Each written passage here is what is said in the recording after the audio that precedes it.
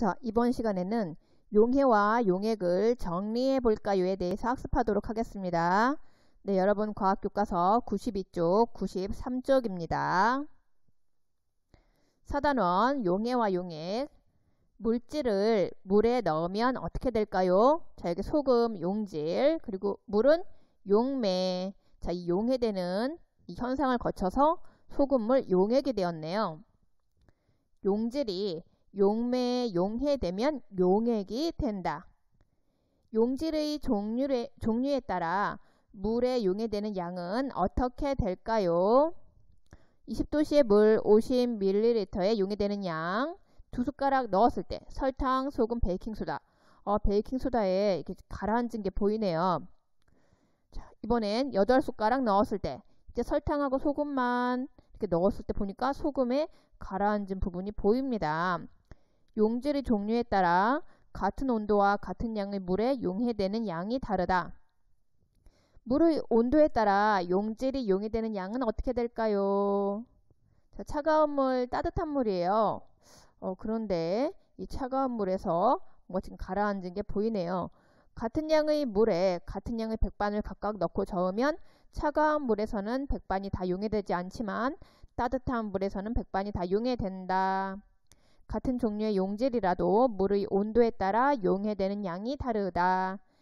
이번엔 용액의 진하기를 비교하는 방법은 무엇일까요? 색깔로 비교하기, 물체가 뜨는 정도로 비교하기. 황설탕 용액의 진하기 비교하기. 딱 눈으로 봐도 진하기 색깔이 다르네요. 그 다음 백설탕 용액의 진하기 비교하기. 네, 여기 방울토마토를 띄웠습니다. 색깔이 있는 용액은 용액이 진하면 색깔이 진하다.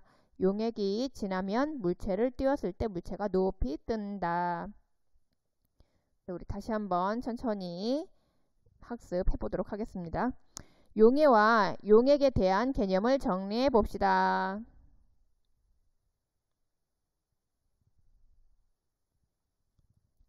용해와 용액, 물질을 물에 넣으면 어떻게 될까요? 용질의 종류에 따라 물에 용해되는 양은 어떻게 될까요? 물의 온도에 따라 용질이 용해되는 양은 어떻게 될까요? 용액의 진하기를 비교하는 방법은 무엇일까요? 자, 소금, 용질, 우리 용질, 용매에 녹는 물질을 용질이라고 하고, 그 다음 물은 용매, 그 다음에 용해, 어떤 물질이 다른 물질에 녹아 골고루 섞이는 현상, 여기 용해. 자, 용질이 용매, 용해가 됐어요. 그럼 마지막에 소금물은 용액, 용액이 됩니다. 20도씨의 물 50ml에 용해되는 양, 설탕은 다 용해되었고요. 소금도 다 용해가 되었고요. 베이킹소다는 그런데 가라앉았어요. 용질의 종류에 따라 같은 온도와 같은 양의 물에 용해되는 양이 다르다. 이렇게 결과 다르게 나왔습니다. 지금 2숟가락 넣었을 때. 이번엔 8숟가락. 자, 설탕과 소금, 설탕은 다 용해됐는데 소금은 가라앉았네요. 용질의 종류에 따라 같은 온도와 같은 양의 물에 용해되는 양이 달라요. 네, 여기 다시 한번 알 수 있는 사실. 그 다음 물의 온도에 따라 용질이 용해되는 양은 어떻게 될까요? 자, 물의 온도에 따라 백반이 용해되는 양을 알고 싶어요. 달라야 할 것은 물의 온도입니다. 그 외에 나머지 것들은 다 같아야 해요. 같게 해야 할 조건에 백반의 양, 물의 양 등 같은 종류의 용질이라도 물의 온도에 따라 용해되는 양이 다르다. 이 실험 결과를 보겠습니다. 같은 양의 물에 같은 양의 백반을 각각 넣고 저으면 차가운 물에서는 백반이 다 용해되지 않았어요. 지금 남아있는 거 보이죠? 가라앉은 거 보이죠? 그런데 따뜻한 물에서는 백반이 다 용해되었습니다. 지금 투명해졌어요. 다 녹아서 다 용해가 됐기 때문에. 자, 지금 이 결과로 다시 한번 같은 종류의 용질이라도 물의 온도에 따라 용해되는 양이 다르다. 자, 용액의 진하기. 자, 같은 양의 용매에 용해된 용질의 많고 적은 정도. 황색 각설탕 1개. 여기는 황색 각설탕 10개가 들어갔네요. 지금 진하기 비교하기. 색깔이 있는 용액. 자, 용액이 진하면 색깔이 진하다. 황색 각설탕 1개보다는 10개 들어간 쪽이 더 색깔이 지금 진하죠. 이제 물체가 뜨는 정도로 비교해 볼게요. 각설탕 1개 들어갔어요. 각설탕 10개 들어갔어요. 자, 백설탕 용액을 진하게 비교하기. 용액이 진하면 이제 물체를 띄웠을 때, 방울토마토 띄웠을 때 어떻게 됩니까? 자, 이렇게 물체가 높이 뜹니다. 둥둥 뜹니다.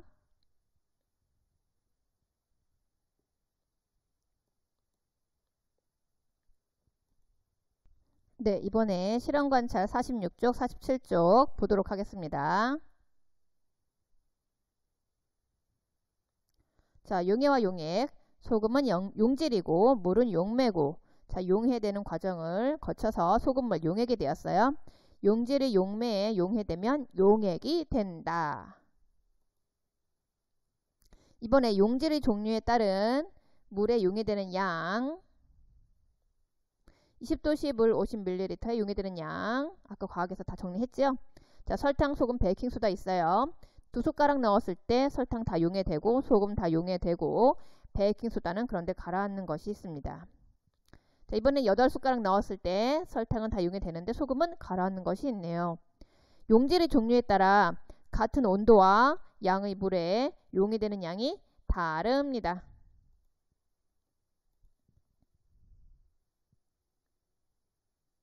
자, 이번엔 물의 온도에 따른 용질이 용해되는 양, 차가운 물에 가라앉은 백반, 지금 가라앉은 것이 보이죠? 따뜻한 물에 용해된 백반, 네, 다 용해되었습니다. 지금 가라앉은 것이 없고 투명합니다. 같은 종류의 용질이라도 물의 온도에 따라 용해되는 양이 다르다.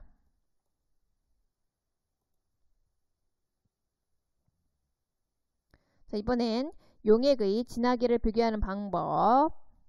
자, 용액의 진하기는 같은 양의 용매에 용해된 용질의 많고 적은 정도로 나타내는데, 용매의 양이 같을 때 용해된 용질의 양이 많을수록 용액이 진한 겁니다. 색깔로 비교하기. 황색 각설탕 1개와 황색 각설탕 10개가 있어요. 색깔이 있는 용액은 용액이 진하면 색깔이 진합니다. 이번엔 물체가 뜨는 정도로 비교하기. 각설탕 1개와 각설탕 10개. 용액이 진하면 물체를 띄웠을 때 물체가 이렇게 둥둥 높이 뜹니다.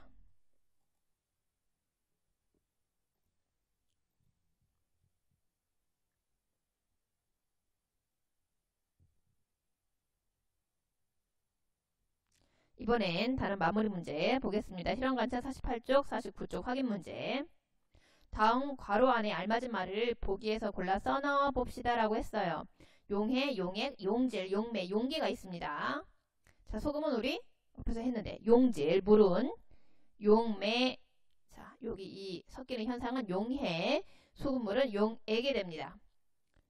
우리 용질인 소금이 용매인 물에 녹는 것처럼 어떤 물질이 다른 물질에 녹아 골고루 섞이는 현상은 용해라고 한다. 이때 만들어진 소금물처럼 용질이 용매에 골고루 섞여 있는 물질을 우리가 용액이라고 합니다. 2번, 다음과 같이 물에 각설탕을 넣어 설탕물을 만들었습니다. 물음에 답해 봅시다. 물의 무게가 50g, 설탕물의 무게는 53g이래요. 아, 그럼 각설탕의 무게는? 네, 여러분 산수할 수 있죠? 3g입니다. 자, 이유는 왜 그럴까요? 용질이 물에 용해되기 전과 용해된 후의 무게가 같아요. 같기 때문에 용질이 물에 용해되어도 이 없어지는 것이 아닙니다. 물속에 남아있는 것입니다. 그래서 각설탕의 무게는 3g, 53에서 50g을 빼면 3g 나오죠. 그 다음 3번, 빵을 만들려고 온도와 양이 같은 물에 각각 설탕과 베이킹소다를 같은 양만큼 넣고 저었어요.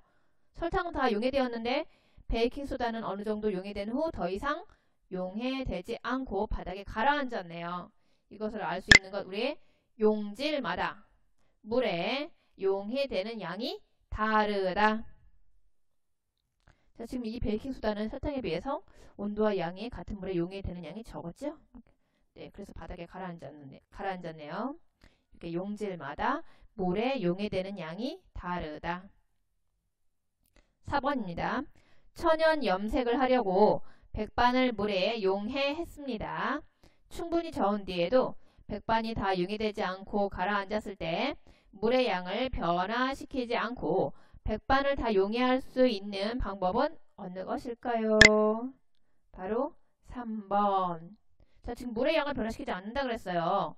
근데 다 용해하고 싶어요. 그럴 때는 자, 물의 온도를 높여줘야겠죠? 따뜻한 물로 만들어줘야겠어요. 물을 가열하여 온도를 높여준다. 그 다음 5번입니다. 다음과 같이 방울토마토를 띄어 설탕물의 진하기를 비교하려고 해요. 진한 용액부터 순서대로 자, 지금 위에 둥둥 잘 뜨는 것 네, 여기 가가 제일 높이 떴네요. 가, 그 다음 다, 나 순서입니다. 용액이 진하면 물체가 높이 뜬다. 6번. 다음은 비 오는 날 운동장을 걷던 지원이와 경민이의 대화입니다.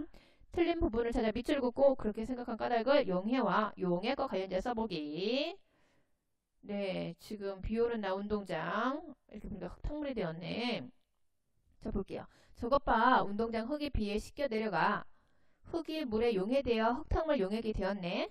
아니야. 흙탕물은 용액이라고 할 수 없어. 내가 맞아. 흙탕물은 흙이 물에 섞여 있는 용액이야. 지금 친구들끼리 좀 얘기하고 있는데 바로 네, 잘못된 것. 지금 쭉 이렇게 밑줄 보겠습니다. 자, 여기 용질이 물에 용해되어 용액이 되면 용질은 용액 속에 골고루 섞입니다. 골고루 섞여야 돼요. 그런데 흙탕물은 처음에는 골고루 섞여 있는 것처럼 보입니다. 그러나 실제로는 흙이 물에 용해되지 않으므로 시간이 지나면 어떻게 되나요? 흙이 바닥에 가라앉습니다. 그러므로 흙탕물은 용액이 아닙니다.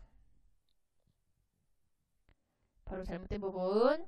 네, 여기 경민이가 말한 부분. 흙이 물에 용해돼 흙탕물 용액이 되었네요. 이거 용액 아닙니다. 흙탕물은 흙이 물에 섞여 있는 용액이야. 네, 우리 용액 아니라 그랬죠?